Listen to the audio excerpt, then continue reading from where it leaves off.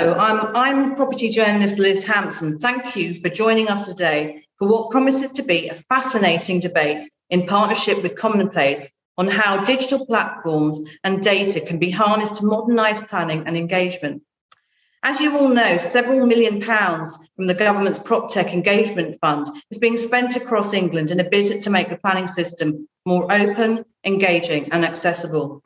Add to this the fact that the Levelling Up and Regeneration Bill has put more power over planning into the hands of local communities and introduced community engagement initiatives such as street votes, and a much brighter future for community engagement and planning surely beckons. But does it, given the myriad challenges the planning system still faces? And that's what we're here to find out today. Today, we will be asking and hopefully answering three key questions. Just how can digital data be harnessed to improve planning? How can it enable better digital engagement?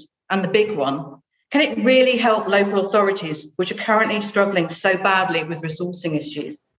Before we get underway, a reminder to everyone watching that in about 30 minutes, there will be an opportunity for you, the audience, to pose your questions. Don't pass up the opportunity to put our expert panelists on the spot. Now, let me introduce our experts. I'm delighted to be joined today by Paul Barton, who's the Interim Head of Planning and Economic Development at Southampton City Council. Mike Saunders, who's the CEO of Commonplace. Cleo Whedon, who's the Head of Private Sector at Commonplace. And Lucille Watkins-Brazier, who is Head of Social Impact at Lendlease. Okay, let's get this discussion started. So my first question is to Mike.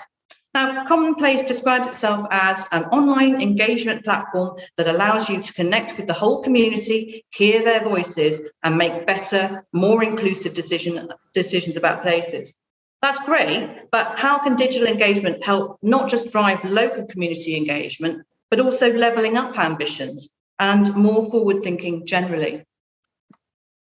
Hi, everybody. Thanks, Liz. So, as Liz said, Commonplace is a digital engagement platform, and we've reached over 5.5 million people across more than 1,500 projects. And we sell Commonplace licenses to private sector developers, to local government, and through a wide range of partners as well. And our customers use Commonplace to reduce planning risks, to decrease costs, and they do all of that by proactively engaging communities and using the insight that they collect to make much better decisions and to provide robust evidence.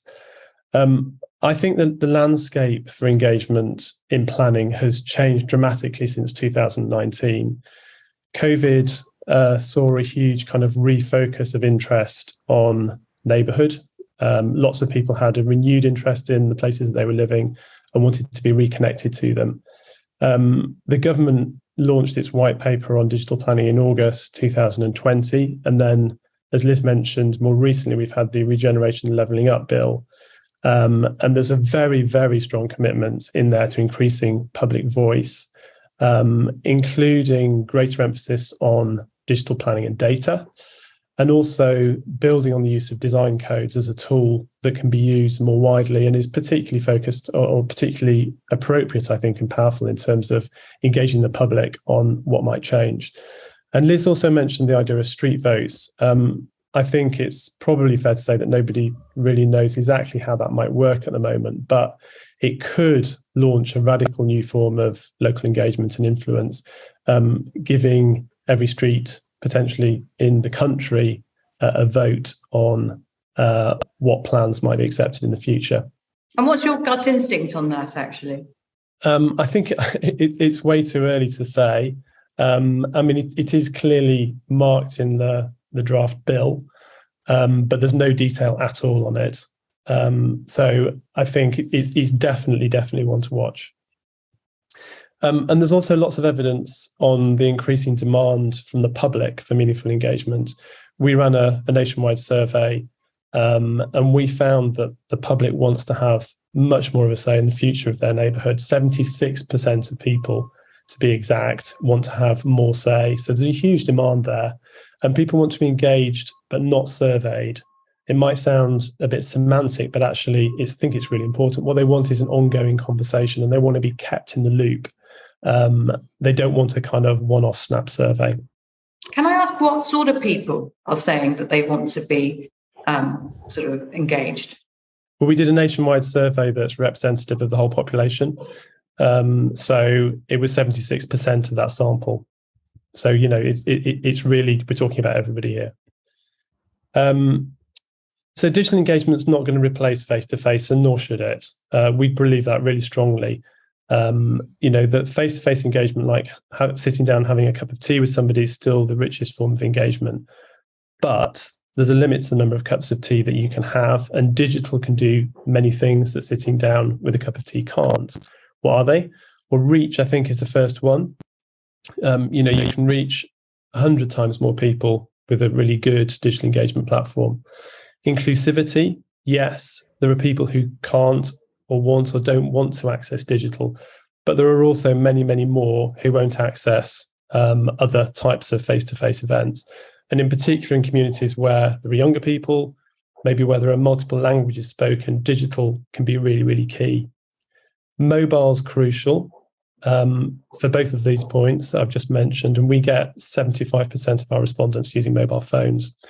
Trust and friendliness is something that we specialize in at Commonplace, creating a digital experience that's friendly, but also is very, very relevant, feels very, very relevant. It's not a survey, as I've said. It's a conversation. It's snackable, which means that you can consume it in short bursts. It's very visual. It uses 3D, and it does all of this to make it easy and delightful. And the way that digital really stands out, and the focus of this session today is about leveraging data. We collect lots of data, and that benefits all of us because it provides more intelligence. It provides greater ability to interpret information quickly and more robust evidence when you're using a platform like Commonplace to collect it and to analyze it. And you can do all of that without employing an army of Excel experts. So I think that digital engagement in planning is no longer a nice to have. It is a must. There's just too many risks and too many unknowns without it. And the benefits, if you use it well, in terms of managing relationships with the community, improving reputation, reducing risks, and actually marketing the new place to the local community, are huge. And I think Cleo in a moment is going to give some examples about how it works. I'm loving the fact that you're talking about we should move away from cups of tea to snackable.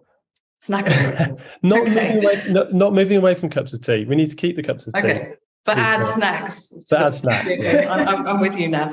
Okay, Cleo, obviously we've just heard there how this is working in sort of theory. What about the practice? How does it work on the ground? How can local authorities and developers collaborate to engage much more effectively with public on planning? Yeah, absolutely. So, I mean, obviously, Mike's given a bit of a backdrop of how this is occurring. And we had a couple of slides. I'm not sure. Oh, there we are. They're coming up.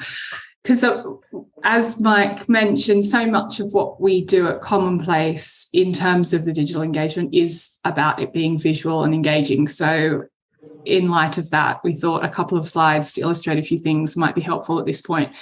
So these are some of the numbers that Mike talked about, but I think it's just really interesting to see this spread of respondents across the whole country. And of all of those people that have engaged with a Commonplace platform engagement, 87% of them want to hear more about what's going on in their neighbourhood. So that's really interesting. So, you know, not only have they taken the time to engage in the first place, to leave a comment or to comment on someone else in their community's thoughts on what's happening in their local area, but they have told us that they want to keep hearing about what's going on. So that is that open conversation, like that is that line into the community right there. If we just flick on to the next slide. So a really great example in our sort of range of case studies where this had a benefit to both the local authority and to a developer was Barratt London's engagement for Catford Island. So Lewisham Council had been using Commonplace for 5 years. So there was already a familiarity within the community about the tool, and a positive one at that, because they could see already that the way that Lewisham Council were using it in order to kind of create a more inclusive conversation with some of those more hard to reach groups that Mike touched on, they were already seeing that nice feedback loop. So when Barrett wanted to get greater insight about what the community wanted in their development plan to support their planning application, there was this existing audience there and interested to hear what they had to say.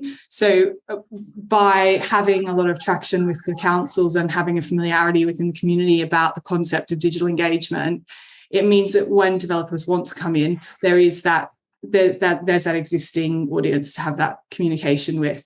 So that, there's a few kind of key numbers here, but they achieved over 80% support for the proposal. It went through with no obstacles, which is ultimately... How does that compare with sort of normal then, 80%? That is a good question. I mean, overall, across the board, around 66% of our respondents are positive. That's higher than you would expect if you didn't have this platform. Is that because you've got more engagement from younger people? I mean, I think that's what people are really keen to find out, whether this almost democratises the consultation process.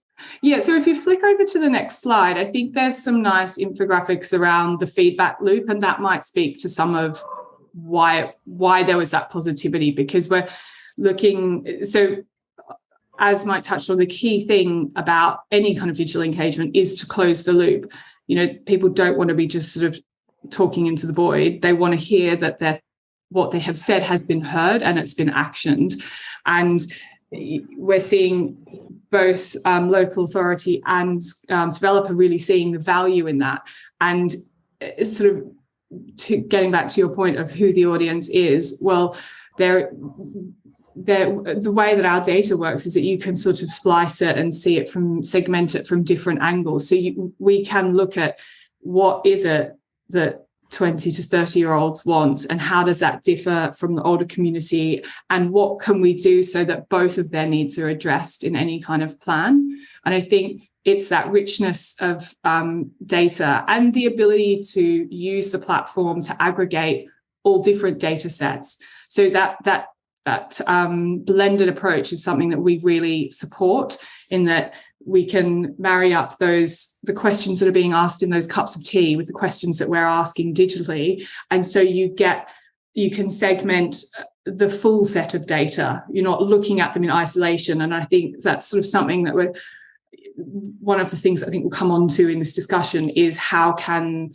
the funding be best used that is available? How can, local authorities which have less resource, how can we help them make the most of it? And it's that sort of thing where no one has to do Excel spreadsheets and pivot tables or anything like that. It's very easy to just look at the different sets of data and be able to email and connect back with the community and have everything in one location, rather than sort of paper forms, emails, all of these different sources of information. It can all be aggregated into the one place. So that was sort of just a really nice example of how the two play together. It's interesting to have them alongside. So I was going to ask the question, but it's already been answered about whether this would replace sort of physical consultations. But you're not saying that the NIMBYs can't have their say anymore, the older generation, but you're saying that this is a way of getting a truer idea of what's going on, because you're including some of these younger voices who are maybe more inclined to engage in this way. Yeah, absolutely. Or people that, shift workers, for instance, working in the NHS, they're sleeping when that town hall meeting is on. And how do they get a chance to have their view heard? Likewise, people that are working in jobs which don't allow them to have flexibility, or working from home and things like that, to be able to attend in-person consultations, or perhaps, there's language scenarios there as well. And just sort of the final thing, that one of the things where really developing, which is very exciting, is neuro-languaging processing, which sounds very like high-tech AI, but we've done a whole lot of work with our data science team to really fine-tune our kind of various algorithms around different types of data sets, so that we can, in terms of an efficiency making tool for local authority, you go from having someone having to sit there for days on end, kind of trying to distill out, you know, what the sentiment is, to being able to sort of run it through various processes and spit out a report, you know, very, very quickly that gives you that top line information that can be then fed back into the processes that are being undertaken by the council, or by the developer for that matter. So I think that feeds into to what Paul's going to say, hopefully, about the paradigm shift that's taking place seemingly at local authority level as well when it comes to the digital piece. Paul, tell me a little bit more about what's going on at Southampton. I mean, you've received £225,000, I think, over 2 rounds from this PropTech engagement fund. How are you and other planning authorities now using digital and data to help with the engagement and planning decisions? Okay, thanks. First of all, I'll give a bit of context. I've been involved in planning for a long time, and I've seen, I think, a number of paradigm shifts in the way we are engaging. From when we started off of having hard copy documents that required people to go to visit offices or libraries to see those documents which are on statutory deposit, to online engagement, which started off to replicate some of these processes. You just saw static documents, to now to have these more interactive tools that are actually quite very exciting. And this is for both planning applications and for consultation on development plan documents. So it's across the range of planning that these paradigm shifts have happened. At Southampton at the moment, as you said, we've got these 2 rounds of funding, which we're using to support our city vision local plan engagement processes, but we'll also be looking to move those into the development management world at a later date. The first round of funding, we've started to facilitate online mapping and interactive mapping into our consultation processes to give a much more explicit spatial input to the processes than had previously been the case. We've run a number of phases of this consultation. Essentially, the first one was a questionnaire, which would start asking questions such as, how supportive are you of more high-rise buildings within the city to meet our housing needs? And with the mapping tools we've got, we now be able to ask the questions in a much more refined way, like, if you think high-rise buildings are appropriate, which parts of the city spatially is it more appropriate? Is it appropriate for those types of development? So it's a much more nuanced type of engagement which we're enabled to have. We're using the second round of funding to take that a stage further, to integrate 3D modelling within our consultations, so you can actually start to visualize a model of the city or parts of the city, and actually start to see what would happen if we did start, for example, to submit or develop high-rise buildings in this part of the city, actually visualize through the city scene what these may look like and what the impact may be. So again, that additional level of knowledge, intelligence and information that consultees can have to enable them to respond from an informed position. And as far as development management concerns, I'm looking for the time when developers are encouraged or even have to submit 3D models of their proposals, such that those can be presented to planning committees with this model of the city to see the impact. So that's how we're using the funding at the moment and where the direction of travel. However, like other speakers, I think that digital is just one means of engagement. Face-to-face discussions and our cups of tea or coffee are still invaluable, and I certainly hope the latter aren't taken away. But that is important because I think that purely digital engagement can often be without context. And there's importance of getting some of that context over to people rather than just the cold digital data-driven world. Equally important where we are digital is making people aware of where they can find those online resources. So all very well putting them out there on the web, but you need to make sure people are aware that they're there. And I'm reminded of my partner, who was a web designer for small businesses, designing these wonderful websites for businesses, and then them saying, but you've built this website, I've got no customers. And the question was, where are you advertising? How are you making people aware of the website? It says, essentially, you've set your shop up in a field. We don't want to go into that. But thirdly, and I think is more importantly, being digital, online technology and data-driven does not make good engagement. We need to look at how our documents are presented, how our policy documents, how our planning applications are presented. They need to be accessible to everybody. We are planners. Some of us are planners or development professionals. We write in a specific way. We write to meet statutory guidance. That doesn't necessarily mean they're accessible to the layperson.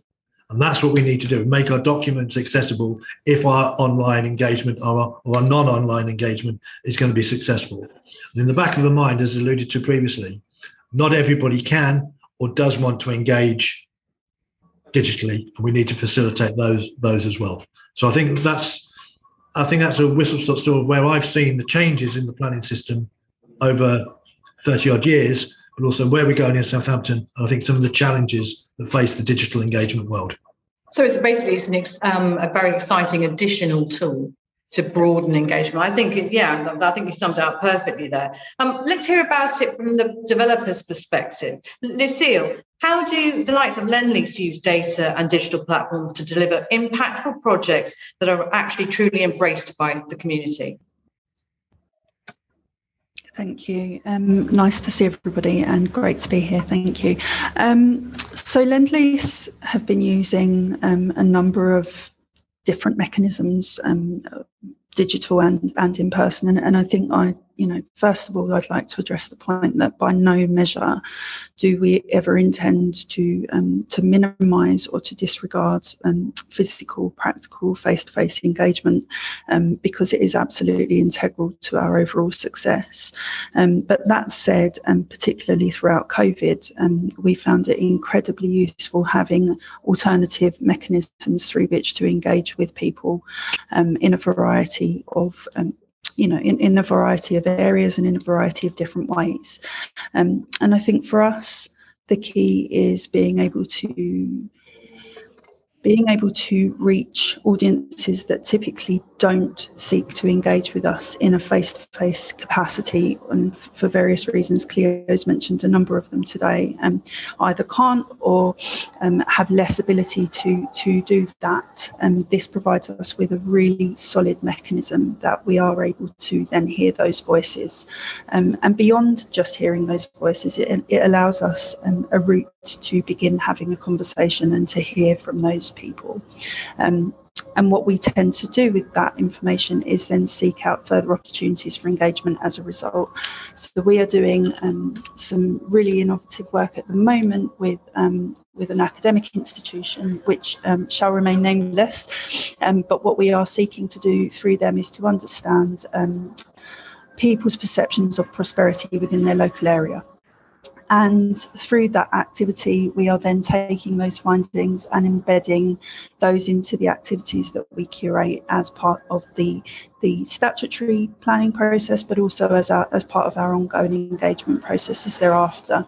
And I come at this from a slightly different perspective, in that statutory engagement is a very small piece of the pie for me and my team. So we seek to develop enduring relationships with our communities over many, many years, sometimes up to 30 or 40 years.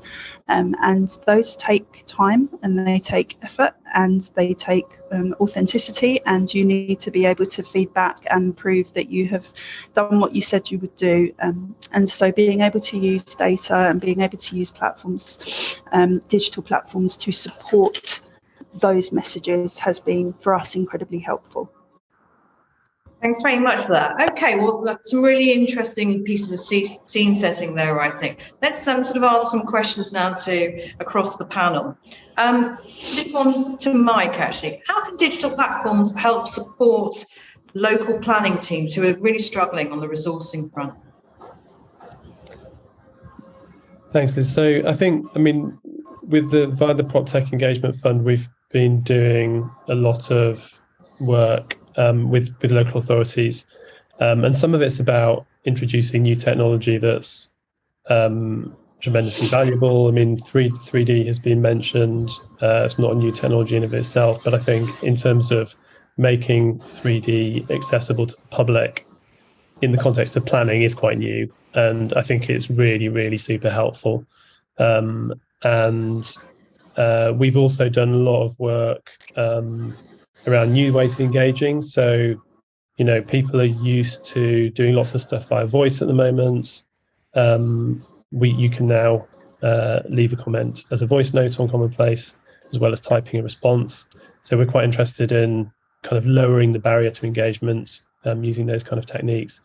We've been doing a lot of work around design codes, which is part of is being kind of promoted as part of the new legislation, using lots of interactive maps, data layers, being able to show new plans on top of a map, being able to demonstrate how plans are responding to problems that are conveyed through data, whether that be, stuff to do with, it might be to do with pollution, or it might be to do with different demographic groups. And I think there's some really, really nice ways of using that data to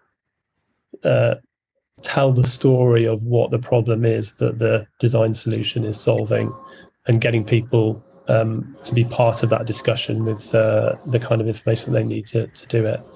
And then Cleo mentioned NLP, which is a form of AI that can be used to understand the comments that people have made.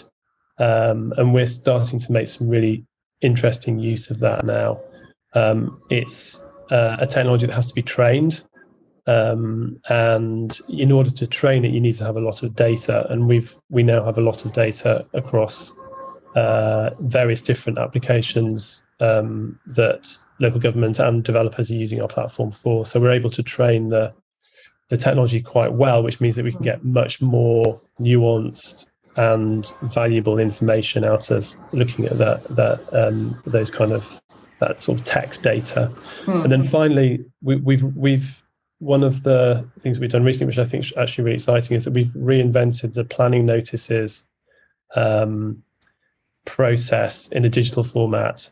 We've worked with a couple of councils on this, and as Paul was mentioning, one of the problems with the planning process is that the documents that all of the information are contained within are really hard to access, and everybody will be familiar with the little notice on the lamppost that everybody ignores. It doesn't need to be like that, and we've brought that up into the 21st century with an app that you can get on your phone, which has all of the information very, very visually. It allows you to drop into 3D to see the context, to view images, to make comments directly. And I think that could become quite an exciting part of the way that the whole planning process works. Paul, I mean, is that sort of resonating with you? Have you used this sort of service, or are you thinking there are bits and pieces that you'd like to see that are not yet being delivered? We're using bits and pieces of that. I think one of the challenges is, as we move towards more and greater engagement, but in that engagement needs to be meaningful, it's just having the capacity, the tools and the skills behind the scenes to actually process that, to take those informed decisions, be they into plan making or development management decisions. And that, I think, is one of the challenges we face with a shortage of planning officers. Plus, we're also having to bring in engagement specialists, and if we're using our AI tools, NLP tools, is that expertise as well. So it's increasing that capacity requirements to make a meaningful and engaged planning service. It's kind of a bit of a balancing act, isn't it? Because you actually need to have the resource to be able to deploy absolutely, these. Yes. Yeah. That's where I think the uncertainty around street level referenda. What does that mean? What does that mean resources? What does that mean around decision making? And what expectations are we building up for residents to be able to say yay or nay to development? What happens if they continually say nay, yet we're still under pressure to build more houses, for example? So you're not a big fan of the street votes? I think that mentioned before is the lack of detail coming out of the bill. But even by putting that into the bill, you're building up an expectation. And my concern is, to what extent are we building up an expectation that at street level we have control, we have the say, but where does that fit in with the overall needs of the local authority area, whether it's city, town, village? And I think that's what the planning profession is there for, to make those informed balances and those informed decisions or recommendations, which are perhaps more nuanced than the simple yes or no of a street level referenda. And that's my concern. We don't know the detail. That's the problem, isn't it? The detail's just not there at the moment. So it's then open to interpretation, which is somewhat dangerous when, it could be quite dangerous. Cleo, tell us a little bit more about the design code side of thing and what's role that they might play in future development. Yeah, sure, absolutely. I mean, there's a lot of talk at the moment about kind of the social value proposition. And I think the design codes that have been outlined do form some sort of part of that wider discussion. And there's sort of 10 kind of key characteristics that I think the bill is sort of talking about. And then sort of 3 overarching themes, which are climate, character, and community. So I think, using a combination of in-person discussions as well as visual tools to help distill out from a community what those key things mean to them. What does that look like?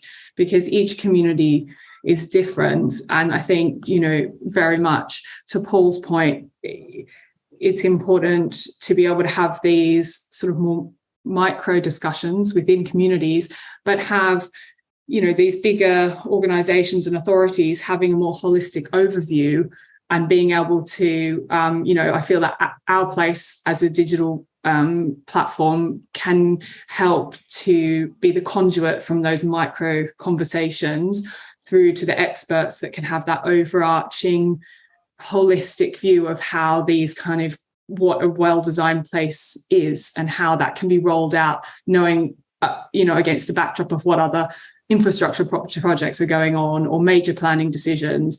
So I'm sort of, very much with Paul on the sort of isolated vote doesn't necessarily sound like it would cover off all of that and ultimately, feed into the designed code well. And the other thing I was going to mention, back to one of Paul's points about the shop in a field, which I just love that analogy. I'm definitely going to use that. But we found that one of our biggest way that the engagements are shared is via WhatsApp, which I think is really interesting because that's very personal. Like once you get into those community groups, the biggest way it's being shared is via WhatsApp. So it's not necessarily like those social media channel pushes or it's people sending it to other people, which I think tells you so much about how people care about their communities now, sort of to Mike's earliest point about post-COVID, where so much more, for the first time, many of us spent time in our community. We stopped rushing off to life and actually had to spend time in it, and therefore had this greater understanding of what it meant to be the community. So I think there's just a lot That's so interesting about the WhatsApp. It's almost as though community means family and friends, doesn't it? Well, absolutely. Yeah. And you think, and if someone sent you it, you're much more likely it's not just landed in your inbox cold or come up as an ad that you might scroll past. Your friend from your walking group has sent you it about something that's happening in the parks that you go walking in. Well, you're much more likely to click on it and engage and think, oh, well, so-and-so is engaged. I think I should as well. So that's how I think we can start to sit with it. And I think as we amass, this big data set, we can start to benchmark what it means to be a well-designed place in different parts of the country. And therefore, does that feed into the levelling up piece of where in the country, if you could ask the same sort of design-led questions to different parts of the country, do you start to get like a really interesting view of where places need to sort of be improved, I suppose? It's an interesting one, isn't it? I mean, I'm kind of imagine if planning went viral suddenly and every kind of application had this raft of interest. How do you ensure that it's people in the local community that are actually contributing to this and not other people sort of jumping in? I mean, I'm thinking if there was a controversial application where there are groups that are against that side of that kind of development, like a fracking application or something. How do you kind of validate the data? I don't know who wants to take this. I mean, I guess this could be from both sides of the fence. I want to know how sort of reassured Paul is and how organisations like Commonplace can guarantee that it is actually locals that are feeding back. I might flick that one to Mike. Mike? Will I come to Paul after? Sure, yeah, I'm very happy to answer that. So we have quite a lot of validation built into the platform. The first line, if you like, is that only somebody who has validated their email address by receiving an email, clicking through on the link, is included in the data set that's used publicly. We collect demographic data, so we collect postcode by default, and we flag if there's a kind of mysterious number of responses from single postcode. So we have quite a lot of good data to be able to look at whether there's anything suspicious that might be happening. Okay. Complex it's been used on some very, very not on fracking, I have to say, but on some very controversial applications. We also we have a lot of technology kind of at the back end that looks for other strange or anomalous types of activity that flags to us if any of those things are happening. Okay. So there's lots of things that you can do, and we can even collect the IP address of the individual computer if that's needed, which in very occasionally that sort of level of security is needed. Well, that's good to hear. I mean, Paul, are you reassured by that? Yes, that technology is there. But I think it's important we have that validation process, but equally be aware that for some major applications, almost anybody can comment. That's the way the planning system works. I spent some time at much of my career at Luton, and at one stage we had an application for a new football stadium. And the football club were very canny in encouraging their supporters to submit representations in support of the application to the council. And we received over 10,000 representations in support. And they were from all over the world. Luton Town, believe it or not, have a supporters club in sort of for Sweden, for example. So the way we were reporting that to members, we were seeking an address or postcode within all representations, be they hard copy or electronic. So we were able to report to members the proportion of those that came in from within the town, proportion of those that came within Bedfordshire area, the proportion of those that came elsewhere within the UK, and the proportion that came overseas, just to give that measure of support or otherwise. So you get quite a granular picture, actually. So you build up a very granular picture where postcodes were given. Can I just pick up on a point that Mike raised earlier about taking away the traditional notice on the lamppost? Yeah. I think we can perhaps combine those, because I've been in instances where we've had complaints because the development has happened and people haven't seen the sign on the lamppost. Perhaps we could combine the two with the notice on the lamppost having a QR code which enables you to go from the mobile phone directly into the data and the 3D representation and be able to take the comment. So we effectively get the best of both worlds. That's what we've That's a bit of an idea there, isn't it? Yeah, that's what we've actually done, Paul. Oh, have you? Excellent. Yeah. He'll pay you the fiver later. Maybe. Okay, good. So tell me a little bit about the PropTech Engagement Fund, Paul, quickly. I mean, how sort of meaningful has that been to you? It's a big chunk of change, isn't it? Yeah, it's a big chunk of change. We wanted to be, as has been said earlier, some of the things we're doing in terms of the technology isn't innovative. But it's the way we're trying to use that technology, which I think is being innovative. It's the first time in Southampton, for example, we've put that interactive mapping ability for people to actually comment on a consultation around a local plan, for example. We see that we haven't deployed it yet with the 3D modelling element. We think it's very, very exciting with the even just having the digital model of the city being excited, but the ability to sort of drop in development options in those areas is as I said before, is another phase in what we're trying to do to enable that much more meaningful, much more informed level of engagement. And I guess that's, as I see it, that is the way, the data-driven, evidence-based, putting the data out there, putting the information out there to enable those who are interested in responding to do it from a much more informed position. Informed, and it's the accessibility, I think, that you've really highlighted. That's my point. It's informed and being accessible. That's the key things. Yeah, and Lucille, there are still some huge challenges, though, aren't there, in terms of modernising the planning system?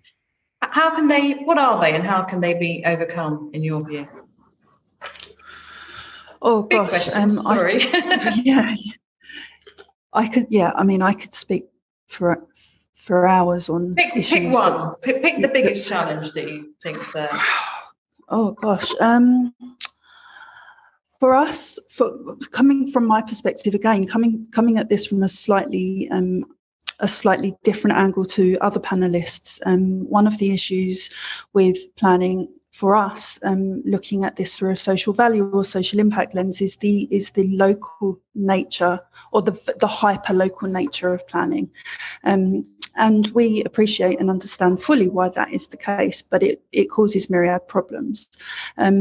And as what we are noticing now is that as we are moving to a position of having to deliver significant social value outcomes as a result of, for example, Section 106 agreements, that is becoming much more difficult to achieve with that very localised, hyperlocal connection, and that's really problematic.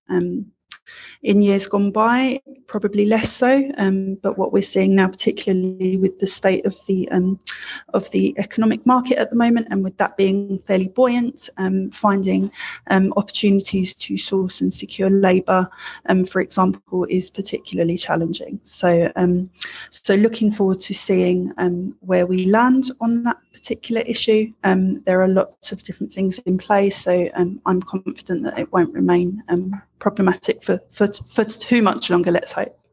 So what do you want to see happen then to kind of overcome that issue? So I think in an ideal world, we would be able to find a way to democratise our approach to delivery of social value that is still place-based, but that has more capacity to work in a similar way to the way that humans work. They don't exist within a borough boundary. They cross in between and over and through quite a bit of the time. And what we don't always have the capacity to do is support people in the way that we would like because of those restrictions. So I'd like to see some of that being more fluid and more relaxed, so that we could wrap our arms around them a bit more fully.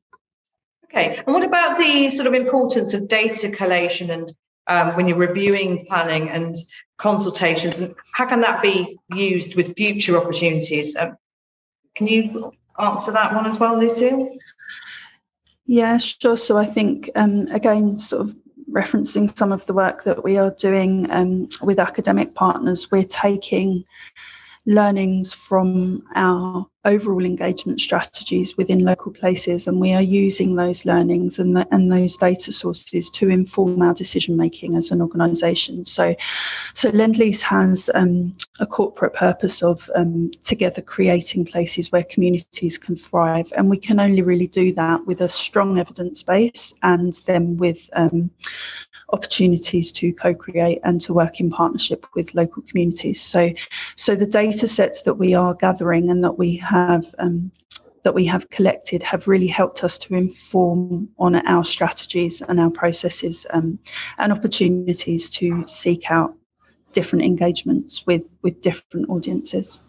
Okay, fantastic. Thanks for that. Okay, and we're now going to see if we've got any questions from the audience to put to the panel. What have we got here?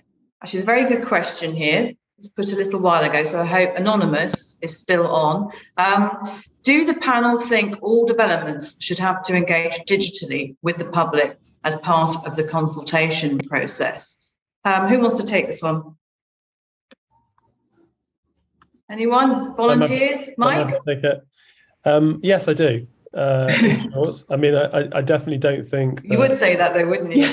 I would say that, but I definitely don't think it should be something that's in any way elevated above any other form of consultation. But I think it should be offered for every development as part of the ways that people might want to respond.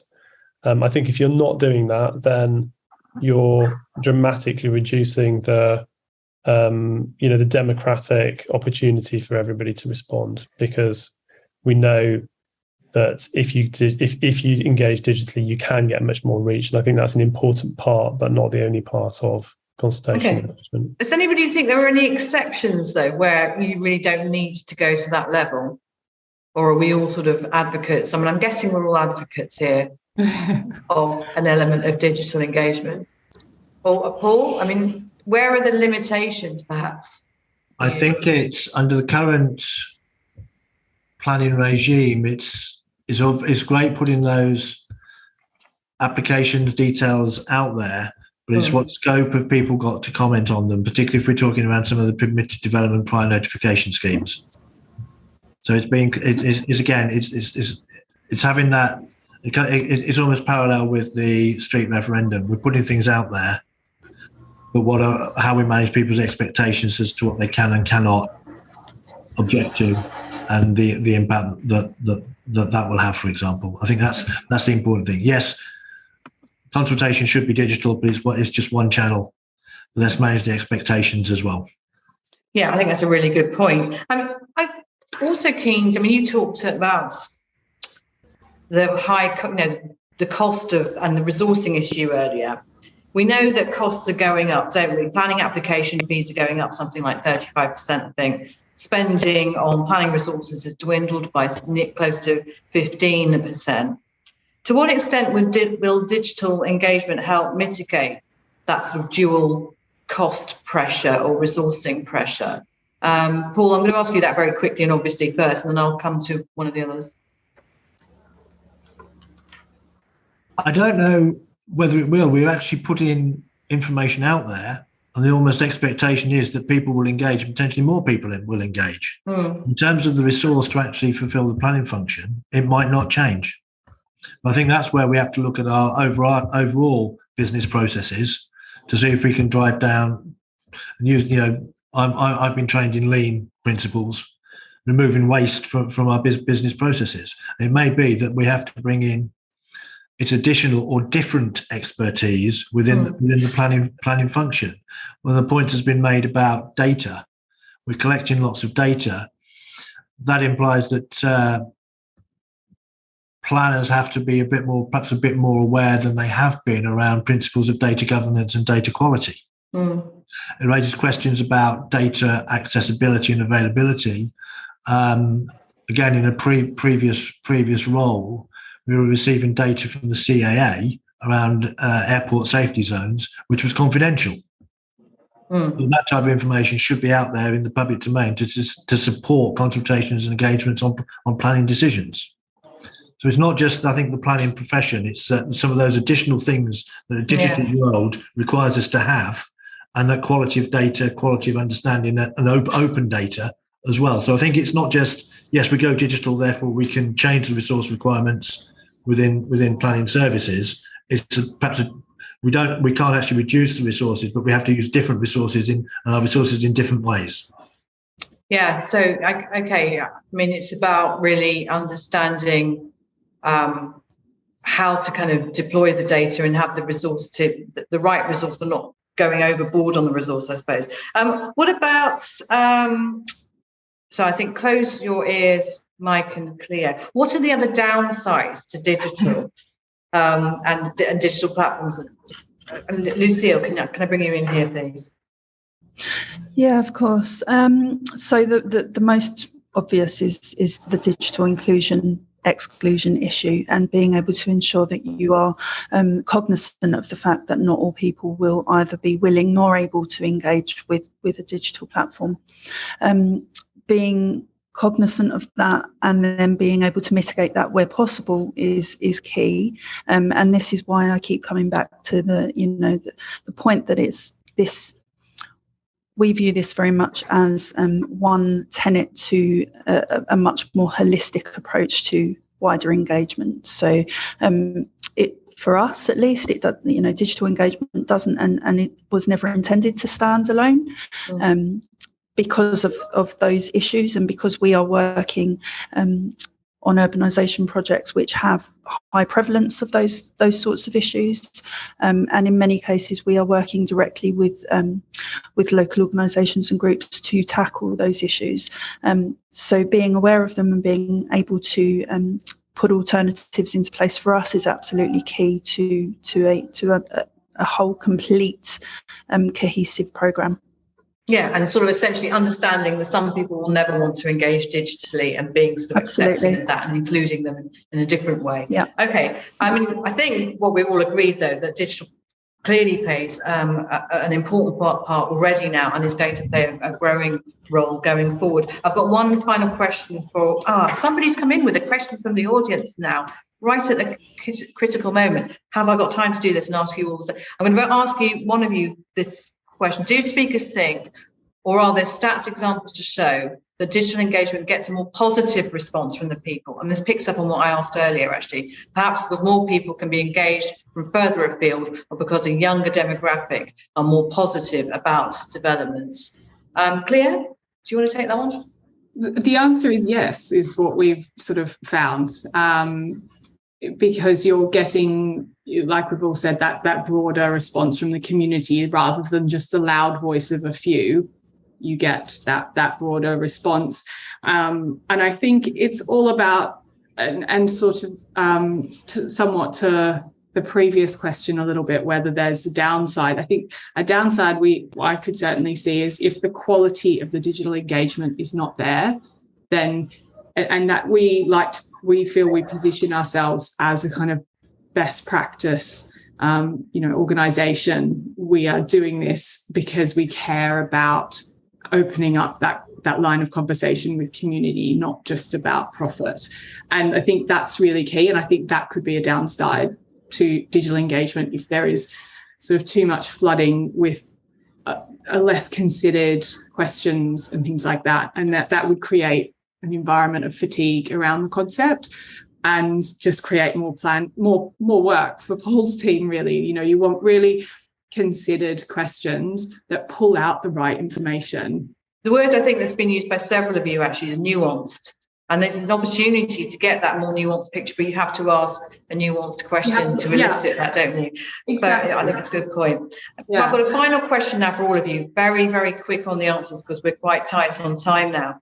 What do you think will be the single biggest driver of change for the planning system going forward, and what impact will it have? Can I start with Lucille?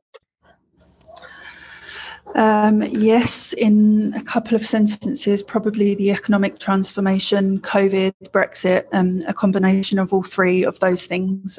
People, as has already been mentioned, people are much more informed and are seeking to be much more informed on this agenda coming out of the pandemic. And I think that is right, and I think that's positive, and I think that will be transformative.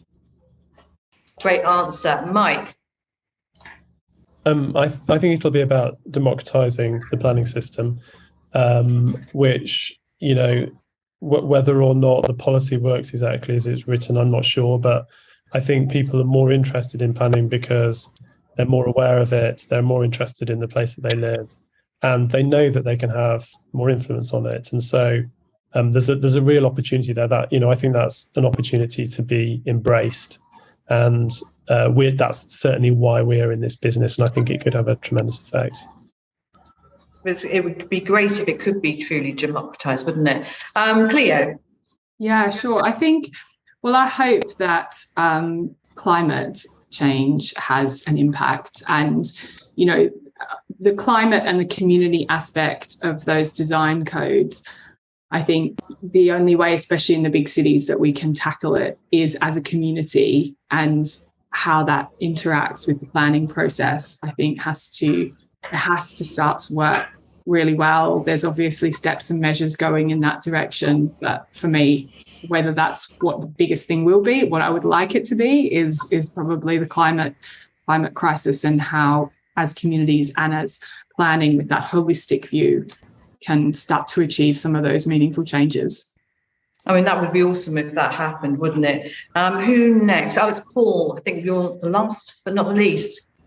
Thanks. I pick up on all those points, and I think the economy post-COVID, the experience of COVID and the environment, climate change are going to be the drivers. And linked in with that is that expectation that people can have a real say in the shaping of their places, be they local area streets or city-wide or regional-wide.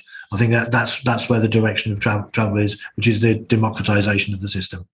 And it is going to be enabled, isn't it, by digital? I think nobody here would dispute that. And I think that could make for actually much more favourable decisions that are made for as far as the property industry is concerned. So, I mean, it could be really, really good news all round. You get a more considered response. And back to that word, the two words I think that sort of leapt out at me today, democratisation and nuanced. Which I think were a very sort of powerful concept. Thank you ever so much to our panel and to the audience today. There are plenty of practical takeaways there, I thought, as well as important insights. I'm just now going to hand over to Bonnie to say a few final words. Thank you, Liz, and thank you to our panel and our partners for this session, Commonplace, for a really interesting and very well-timed discussion. It was a great panel, and thank you for being part of it. The end of this panel is also the finale of Real Estate Live for June 2022. We've had a fantastic week of debate and discussion, including our in-person investor summit in Liverpool. And within the next few days, you'll be able to watch all the panel sessions from this week back via the Real Estate Live UK YouTube channel and on the website, which is good news for some of the people that have been messaging in the chat after this panel. So they will all be available to watch back and to share with colleagues and friends. So make sure you follow us on LinkedIn for more updates on future activity coming up in the autumn. But for now, thank you again to all the partners that have been involved in bringing this week of events together, particularly the Liverpool Place Partnership and, of course, our host for this panel, Commonplace. And thank you all once again for joining us this afternoon. We look forward to seeing you again soon.